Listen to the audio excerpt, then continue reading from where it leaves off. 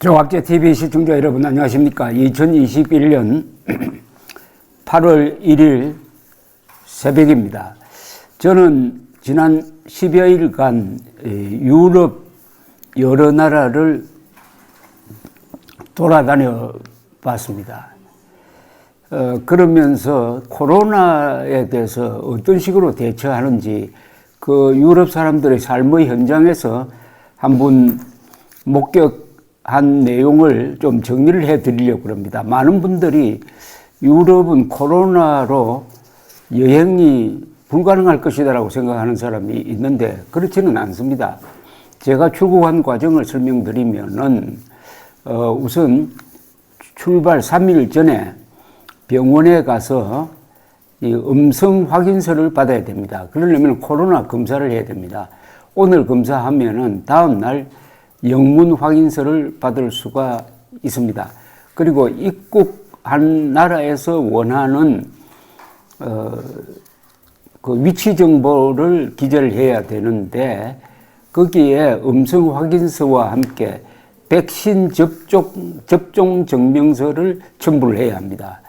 백신 접종 증명서일 경우에는 저는 화이자 백신을 2차례 맞았습니다. 이 2가지 서류가 가장 중요합니다.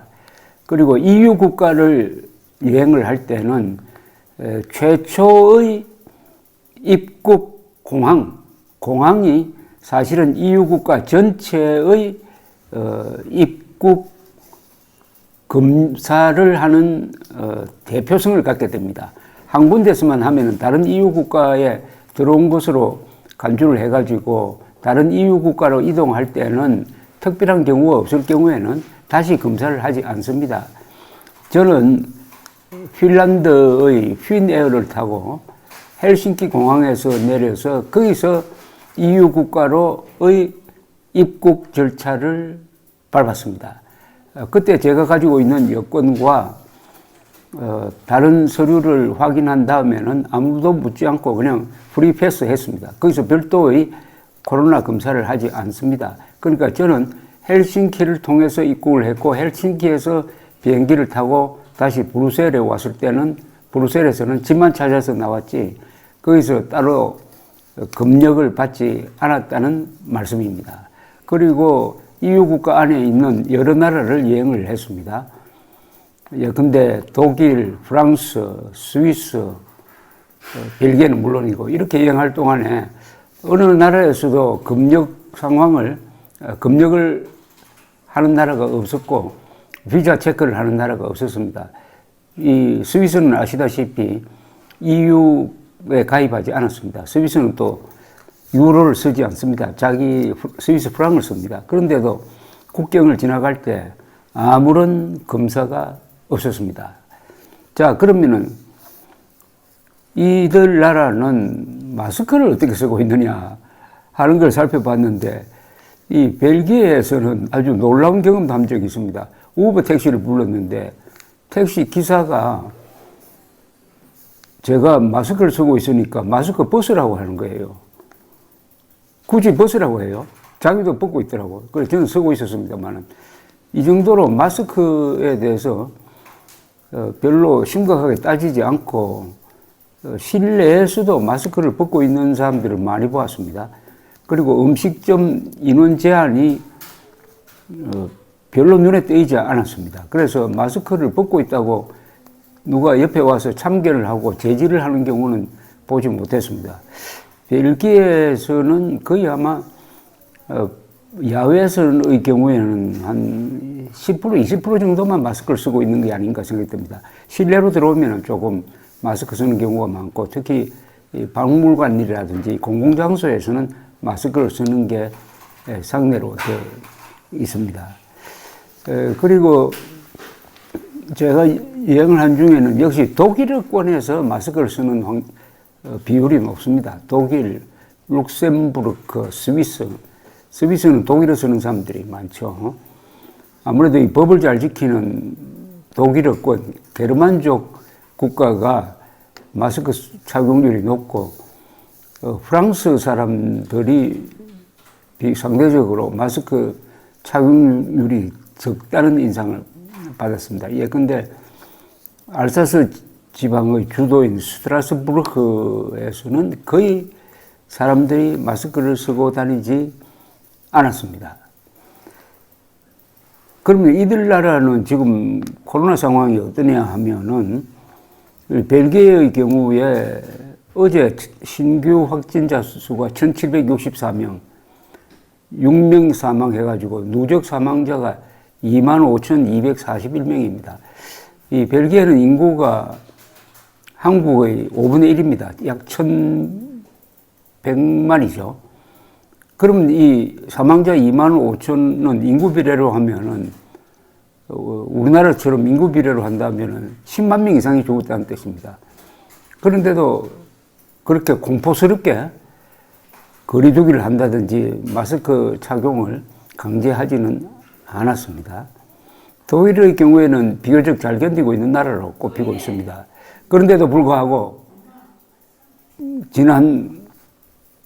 어제 1,566명의 신규 확진자, 사망자가 17명.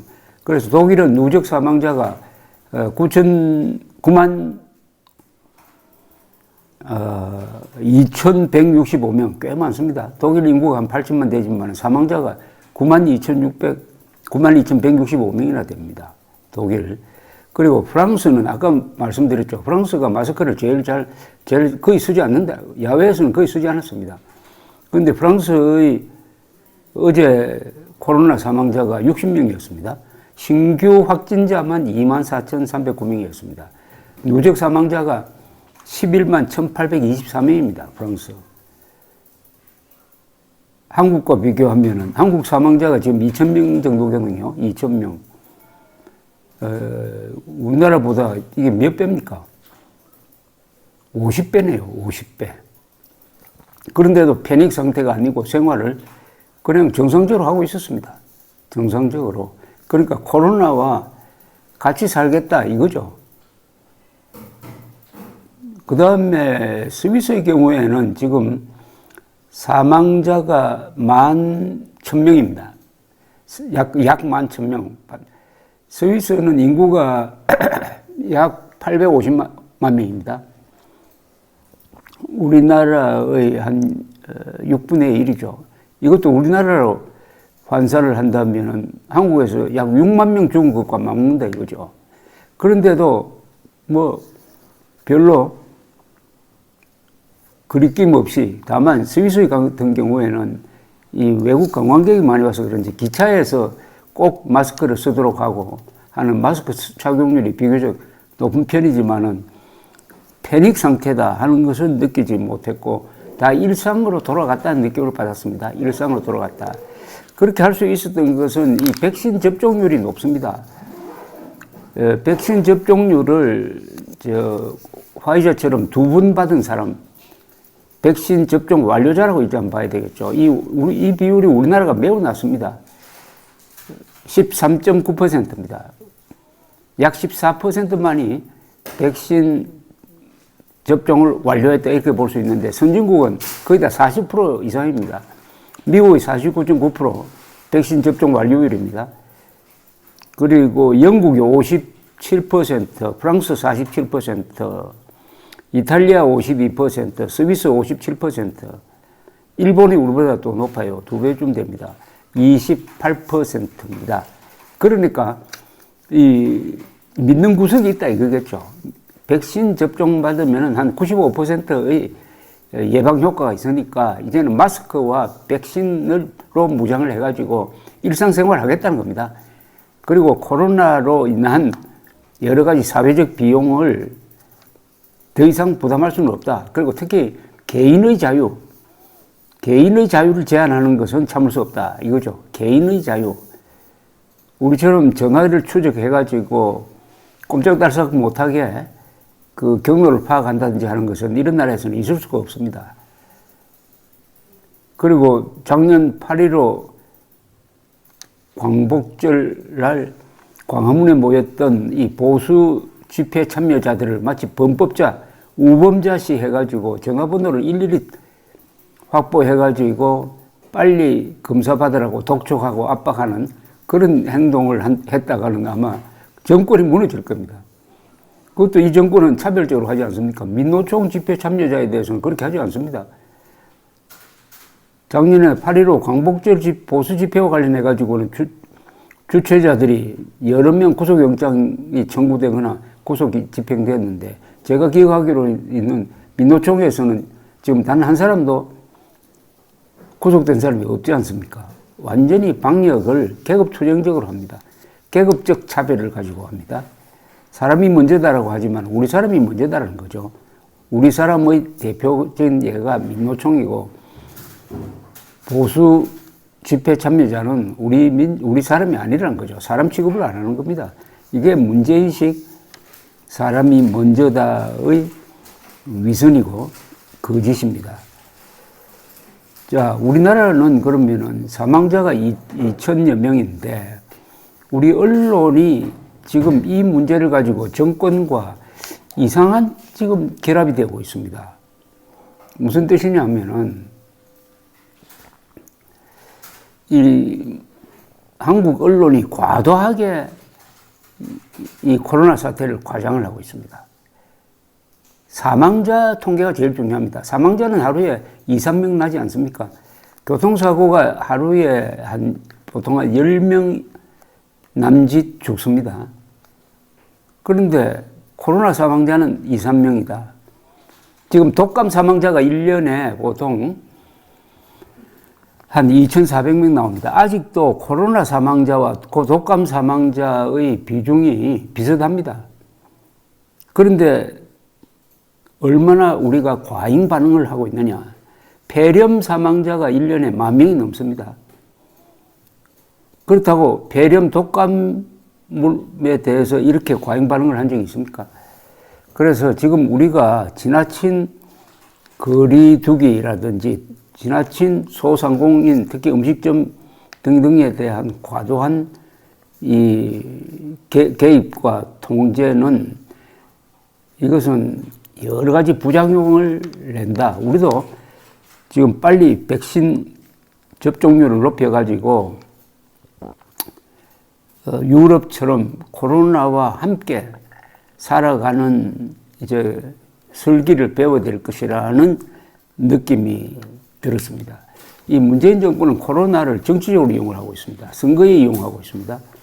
그러면서 꼭 자기가 해야 될 백신 확보는 또 시기를 놓쳐가지고 그걸 그만큼 이 정권이 책임질 부분을 이걸 일반 국민들에게 떠넘겨가지고 소상공인들 중심으로 자기 사람들, 자기 패거리에 속하지 않는 일반 국민들을 아주 골탕 먹이고 있고, 또 요걸 이용해가지고 국가 예산을 무슨 재난지원금, 지원금 형식으로 뿌려가지고 내년 선거에 득표에 이용해 먹으려는 이런 이중 삼중의 계략을 꾸미고 있는데, 코로나가 절묘한 이용 수단이 되고 말았습니다. 작년 4월 15일 총선도 코로나 덕분에 이겼고, 이번 3월 9일도 이 코로나를 빙자한 매표, 전국민 재난지원금이라든지 매표 활동으로 이길 국리를 하고 있는 게 아니냐는 생각이 든다면, 이제 이 코로나 문제에 대해서는 철학적인, 윤리적인 한번 평가가 이루어져야 될 것이라고 생각을 합니다.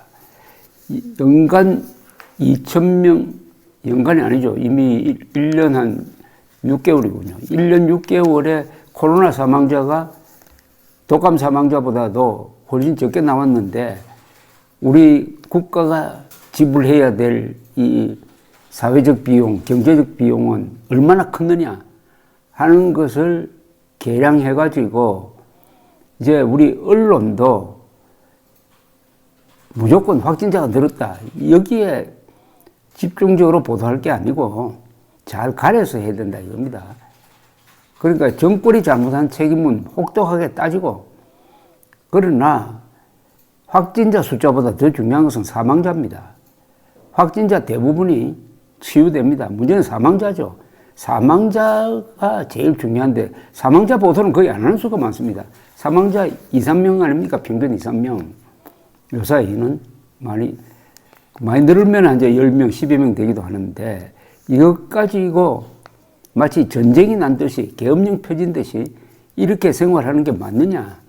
그렇다면 언론의 보도도 이게 분별 있게 해야 된다. 이 정권의 초기 중국 입국자를 차단하지 않아가지고 조기에 틀어막을 수 있는 것을 안 한 점을 따지고 그 다음에 과도한 통제로 경제를 망치고 그리고 이걸 정치적으로 이용해가지고 일종의 부정선거를 하고 있는 이 부분을 따지는 분별력 있는 보도와 함께 어떻게 하면은 유럽을 벤치마킹 해가지고 일상적인 생활은 계속 가져가는 그런 설계를 발휘할 것이냐 하는 게 우선 언론의 책무입니다.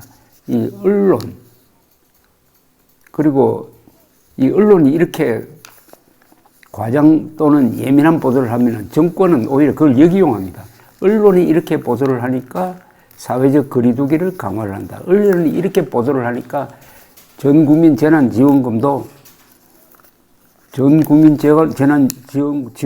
지원금까지 구상까지 낼 수 있다. 돈을 마음대로 필 수 있다. 그리고 언론이 이렇게 보도하니까 국민들의 사생활까지 당당하게 침범할 수 있다. 언론이 이렇게 보도를 하니까 거리와 광장에서 반정부 시위를 막을 수 있다. 이렇게 되는 겁니다. 결국 자기 무덤 파는 겁니다. 감사합니다.